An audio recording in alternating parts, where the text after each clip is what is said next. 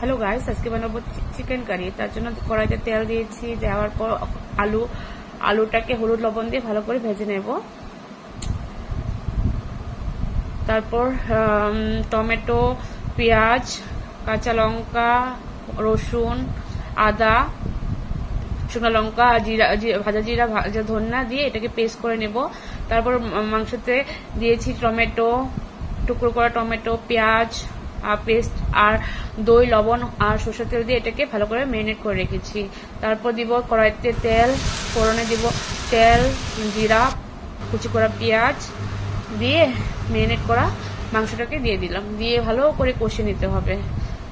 একটু পরপর দেখতে কম আছে এটাকে কষিয়ে নিতে হবে। যতক্ষণ না মশলার থেকে তেল ছেড়ে যায় ততক্ষণ এটাকে কষিয়ে নিতে হবে ভালো করে। অনেকক্ষণ ধরে কষাতে হবে। কষালে যত কষাবেন অত ভালো হয় আর কি মাংস।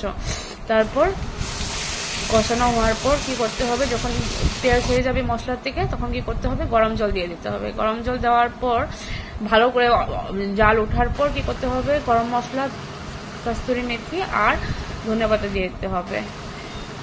তারপর একটুক্ষণ চাপা দিতে হবে ঢাকা দিয়ে। দেওয়ার পর যখন ভালো করে একটু জাল হয়ে যাবে তারপর এটা হয়ে গেল। থ্যাংক ইউ দেখার জন্য।